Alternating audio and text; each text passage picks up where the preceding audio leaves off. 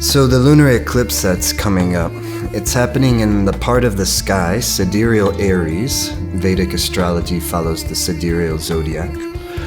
And in the part of Aries that this full moon lunar eclipse is taking place is called Bharani Nakshatra. The nakshatras are the lunar mansions, the feminine lunar constellations, the lunar zodiac.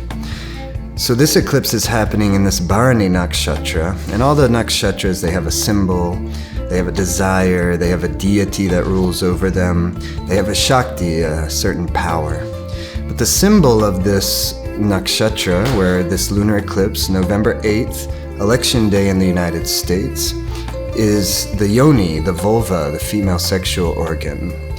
We had an eclipse in this nakshatra not too long ago, back in the late spring 2022. And if you remember, this is when we saw the reproductive rights that was kind of got leaked, that the Supreme Court might be passing some laws that were going to very much limit the reproductive rights of women in this country. So I think it's interesting that here we have another eclipse in that. So when an eclipse happens, it very much in astrological studies is used as a way to perhaps sense or even predict what might be coming at the societal level. Personally, I'm not really so much interested in predictions. I don't really spend much of my mind's energy thinking too much about predictions, but I do like to hear when other people make predictions. It's exciting and fascinating and interesting. But for me personally, this isn't how I use astrology very often. My love of astrology is to get into the deeper mythological archetypes and see how that is expressing itself in my own life, in my own mind and consciousness and heart, and in the others in my life, and the other people I know, and the relationships that I have, and of course in life in general, and our society in general. And so I think it's very significant that we have an eclipse happening in this Bharani Nakshatra, which is also ruled over by Yama, the god of death. Yama, the god of death, is not some horrible thing. Yama, the god of death, also what he does is it purifies that which obstructs our vision of what is real versus what is not real. Because what is not subjective to dying? What part of us is that? So in that sense, Yama is a very wonderful energy, because it helps us to actually experience what is real versus what is not real. And from a yogic context, what is real is that which never changes, that which never dies, that which was never even born in the first place. That'll take you into that space between, the space between polarities of right and wrong, good and bad.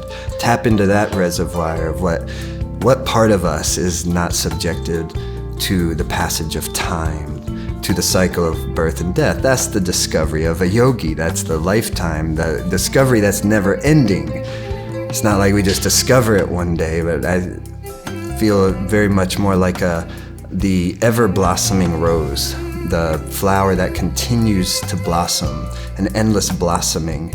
This is the journey of our life, and this is what the language of Mother Nature, which is the language of astrology, is helping us to understand and to hear and to listen to, is how is it that we're blossoming? How is it that we're able to really experience the real self? This is the more subtle and I think exalted version of what Aries is all about. What's the real self? The self that is beyond all the changing world, the self that is beyond all our emotional fluctuations, the ups and downs in our life. That's where our real confidence comes from, when we're experiencing more and more of that. So join us in the Life Force Academy on the eve of this lunar eclipse.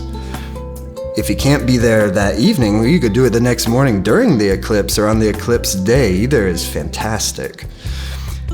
November 8th is the eclipse day. So this is going to be a stressful tension time in the United States, most likely. Let's not get so caught up in it we lose our sense of self. Or whatever's going on in our life that's causing us stress, let's not lose our sense of self. This is a free global webcast. You can do it from anywhere in the world. It's so fun. We're gonna feel so good. The music's gonna be so good. It's a beautiful production. I think you'll love it. Anyone can do this, whether you're a long-time practitioner, just putting your toes in the water for the first time. It'll meet you just where you're at. It's about being happy. It's about feeling good. It's about working with our life force. It's about empowering ourselves to be happy, empowering ourselves to feel our sense of purpose, empowering ourselves to live the life that we want to live, to be able to have the clarity to know what that is for each of us. You are invited. I hope you can come. Life Force Academy, Lunar Eclipse activation. You can click through to register. It just takes maybe 15 seconds. See you there.